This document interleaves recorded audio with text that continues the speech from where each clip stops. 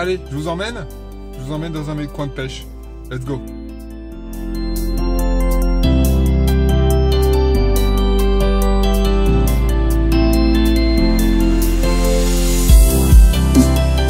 On est arrivé au bord de l'eau.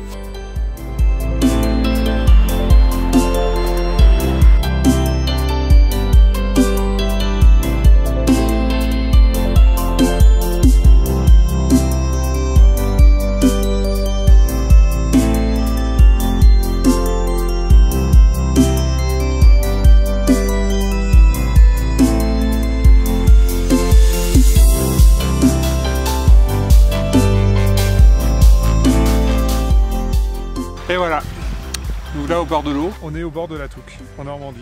La Touques, elle est à 3 minutes de mes gîtes de pêche. C'est une super rivière et c'est la plus belle rivière de France pour les truites de mer. C'est là que je vais faire mon ouverture de truites cette année. Alors moi, ce que j'ai envie de savoir ce soir, c'est comment vous allez faire pour l'ouverture. Quelle technique vous allez utiliser, dans quel coin vous pêchez en France. Je ne vous demande pas de révéler vos spots, mais dites-moi voilà, si vous êtes en Bretagne, en Normandie ou dans les Hautes-Alpes avec des coins merveilleux, parce que j'adore voyager et je trouve que ce qui est intéressant, c'est aussi de voyager avec vous par l'intermédiaire de ce vlog. Allez, je vous parle de mon ouverture. Donc moi, je vous ai dit, ça sera sur la Touques cette année et je pense que pour l'ouverture, j'aurai 2 choses dans ma poche. Et une troisième que je vais vous montrer qui viendra me servir un tout petit peu plus tard. Alors la première chose que j'aurai, hop, et qui me servira dès l'ouverture, voilà, un petit leurre souple de chabochade qui va me servir. Ici il y a beaucoup de fosses, des fosses qui sont parfois assez profondes et le chabot, je pense, c'est vraiment un leurre idéal pour ça. En tout cas, cette année, je vais l'utiliser beaucoup plus que l'année prochaine, et notamment quand les truites de mer, à partir de la mi-mai, vont commencer à arriver. Et la deuxième chose que j'aurai, bon, je vais le symboliser par ces petits bouchons. En tout cas, ça sera le modèle en dessous.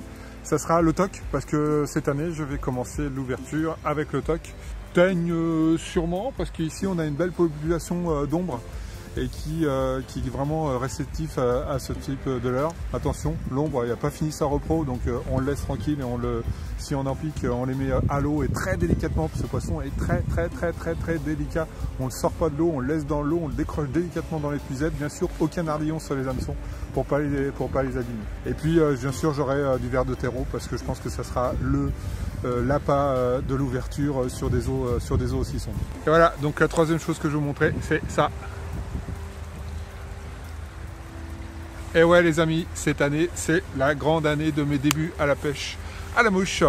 Donc je pense que je vais m'éclater avec ça. Vous avez vu, pour ceux qui me suivent sur Instagram, vous pouvez me rechercher #Tinila. Et vous avez vu cette semaine que Mathieu est en train de me finir ma canne, qui va bientôt être prête. On va pouvoir attaquer très sérieusement la fario, oui, mais surtout la truite de mer qui va arriver à partir de la mi-mai.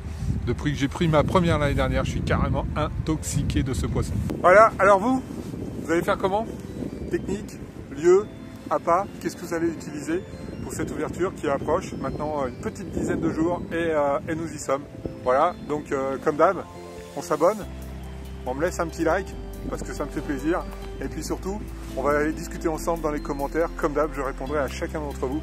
Donc c'est le moment pour qu'on puisse discuter, qu'on puisse partager nos idées, nos envies et nos plaisirs autour de la pêche. Ciao ciao les copains!